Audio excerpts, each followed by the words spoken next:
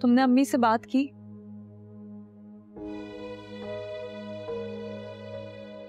वासिफ, मैं तुमसे कुछ पूछ रही हूँ।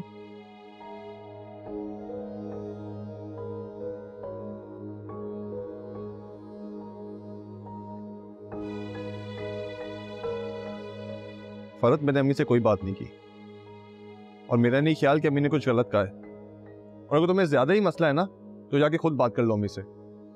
मैं इस मसले में नहीं बोलूंगा।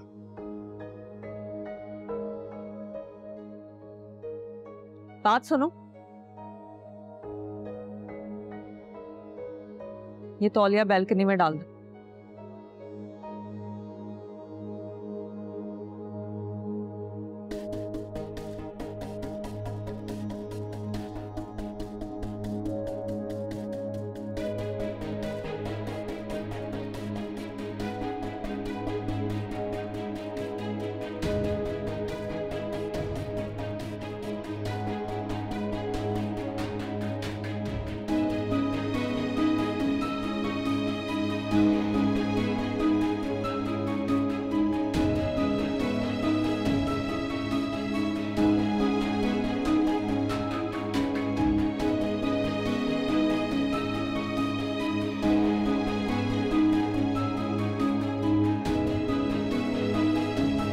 अम्मी, खाना बनाने पे सिर्फ दुल्हन को ही इनाम मिलता है या दूल्हा को भी कुछ मिलता है?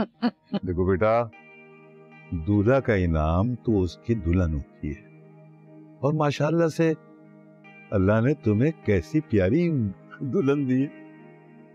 तुम दोनों ने अपनी नई जिंदगी की शुरुआत की है और मियां बीवी का रिश्ता बहुत नाजुक होता है।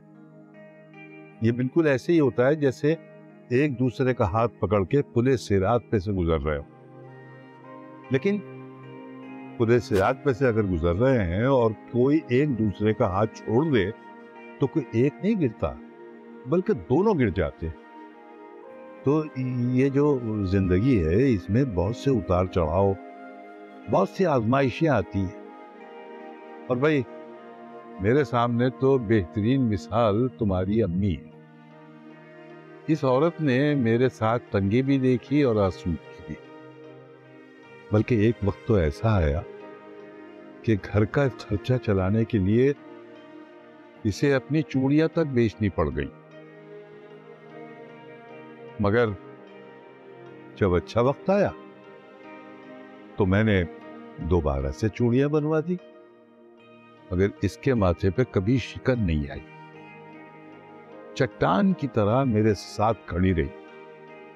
देखो बेटा, जिंदगी में हमेशा वही मर्द तरक्की करता है जिसकी बीवियां उसका साथ देती हैं, और मजबूत सहारा बनकर ही बीवी अपने शौहर को यकीन दिलाती है कि वो उसके बगैर कुछ नहीं। फिर शौहर कहीं नहीं भटकता। समझ रही हो ना तुम मेरी बात? देखो, जब जमाल और नसीर की शादी हुई थी ना, तो उनकी बीवियों को भी उनके साथ बिठाकर मैंने यही बात समझाई थी। और आज मैं तुम्हें समझा रहा हूं कि अपनी बीवी को कभी शिकायत का मौका मत देना।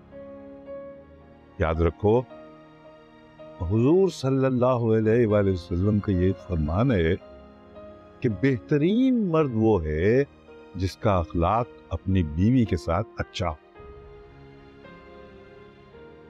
जी अबू। अल्लाह तुम दोनों को खुश रखे।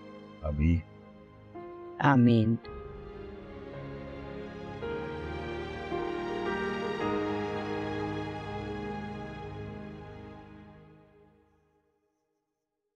अच्छा लग रहा है ना? अच्छा लग रहा है ना? बहुत। थैंक यू, तुमने मेरी बात रखी। याद रखना। अच्छा चलो कहीं बाहर होके आते हैं। कहाँ? आइसक्रीम खाने चले बल्कि। हाँ लेकिन तुम खिलाओगी। मैं क्यों खिलाऊंगी? क्यों, अबू ने पैसे तो दिए। हाँ तो वो तो मेरी शॉपिंग के पैसे हैं, तुम खिलाओगे ना आइसक्रीम तो। अच्छा मैं खिलाता हूँ, चलो। चल।